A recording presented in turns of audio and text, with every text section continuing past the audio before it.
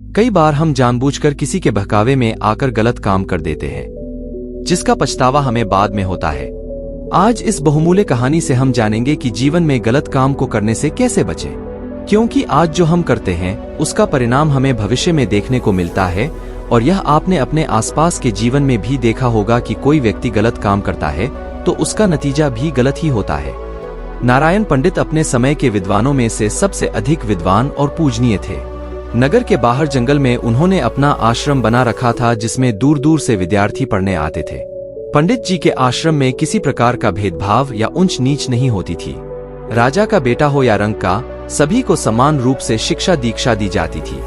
पंडित जी के एक ही पुत्री थी जो तेजी से युवावस्था की ओर बढ़ रही थी। पंडित जी चाहते थे कि जल्दी से जल्द योग्यवर ढूंढकर उसका विवाह कर दे और इस फर्ज से मुक्त हो जाए। उनकी बेटी बड़ी सुशील और बुद्धिमान थी।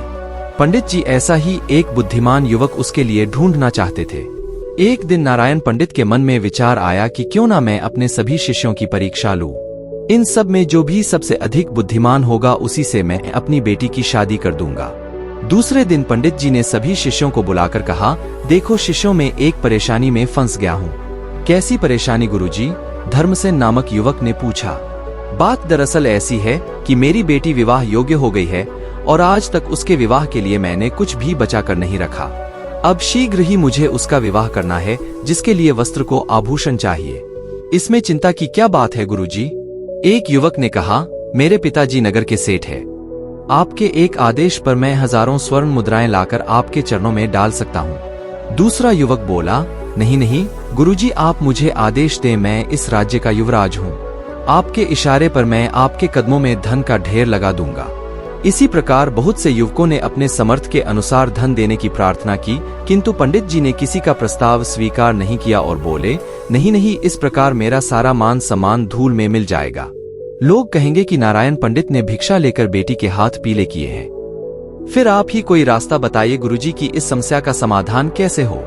एक युवराज ने कहा, देखो शिष्यों, हमें कोई ऐसा रास्ता तलाशना है कि सांप भी मर जाए और लाठी बिना टूटे।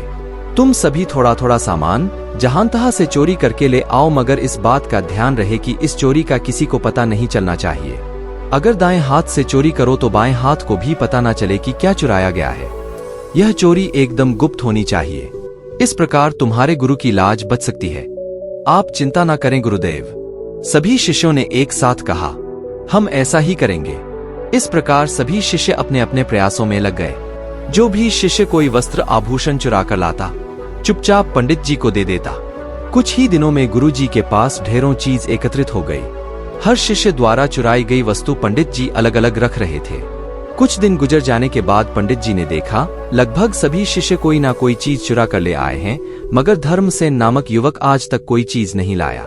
एक दिन उन्होंने सभी विद्यार्थी को एकत्रित किया और बोले, धर्मसेन, हमारे हर शिष्य ने अपने समर्थ के अनुसार चोरी करके हमें कुछ ना कुछ ला कर दिया है, मगर इतने दिन गुजर जाने के बाद भी तुम कोई वस्तु चुरा कर नहीं ला सके। क्या तुम नहीं चाहते कि तुम्हारे गुरु जी की चिंता दूर हो?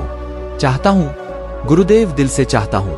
फिर तुम आज तक कोई चीज चुरा कर क्यों नहीं लाए? कैसे चुरा कर लाता गुरुदेव? आपकी आज्ञा ही ऐसी थी जिसने मुझे बार बार चोरी करने से रोका। क्या मतलब? नारायण पंडित तिरछी नजरों से उसकी ओर देखने लगे। अन्य शिष्यों ने भी चौंक कर उसकी ओर देखा कि गुरुजी ने खुद ही चोरी करके सामान लाने को कहा था। फिर यह किस आज्ञा की बात कर रहा है गुरुजी? धर्मसेन ने कहा, आपने ही तो कहा था चोरी करके लाना है, लेकिन इस चोरी का किसी को पता ना चले। यहाँ तक कि दाया हाथ चोरी करें, बाएं को भी पता ना चले। हाँ कहा था, मगर इसमें क्या परेशानी थी? गुरुदेव, आपने ही तो हमें यह सबक सिखाया है कि ईश्वर सब कुछ देखता है। फिर मैं ईश्वर से इस चोरी को गुप्त कैसे रख सकता था? बस यही कारण है कि मैं आज तक कुछ भी चुरा कर नहीं ला सका। धन्य हो तुम, धन्य हो बेटे। नारायण पंडित ने शाबाशी से उसकी पीठ ठोकर सभी छात्रों के सामने उसे सीने से लगा लिया और बोले, तुम मेरे सच्चे शिष्य हो। फिर अन्य शिष्यों से बोले, देखो शिष्यों, मुझे इस बात की खुशी है कि तुम सब मेरे आज्ञाकारी शिष्य हो। तुम सब ने मेरी आज्ञा का पालन किया। मगर बच्चों, आज मैं तुम्हें एक शिक्षा और देता हूँ। यदि माँ बाप, भाई बहन, यहाँ तक कि अगर गुरु भी किसी गलत कार्य को करने के लिए कहे, तो भी जीवन में कोई गलत कार्य नहीं करना। तुम लोगों की बुद्धि परीक्षा और अपनी पुत्री के लिए योग वर ढूंढते हेतु ही मैंने यह सब नाटक किया था। धर्मसेन को मैं अपनी पुत्री के योग्य वर मानता हूँ। आशा है इस पाठ से तुम सभी ने एक नया सबक सीखा होगा। अब जो जो वस्तुएं तुम जहां जहां से चोरी करके लाए हो, क्षमा मांग कर सभी वस्तुएं वापस कर आओ। गुरुदेव, हम मानते हैं कि भाई धर्मसेन हम सबसे योग्य है। हम इसे गुरु जमाता के रूप में स्वीकार करते हैं। सभी शिष्यों ने एक स्वर में कहा और धर्मसेन को कंधों पर उठाकर खुशी से नाचने लगे। आपको बस यह करना है कि 1. चाहे आप कितनी ही मुसीबत में ही क्यों ना पड़ जाओ, गलत का रास्ता कभी मत चुनो। 2. किसी गलत कार्य को मत करो, चाहे आपके मित्र या परिजन ही क्यों न करने को कहे। 3. हमेशा कोशिश करो अच्छाई के पथ पर बढ़ते रहने की।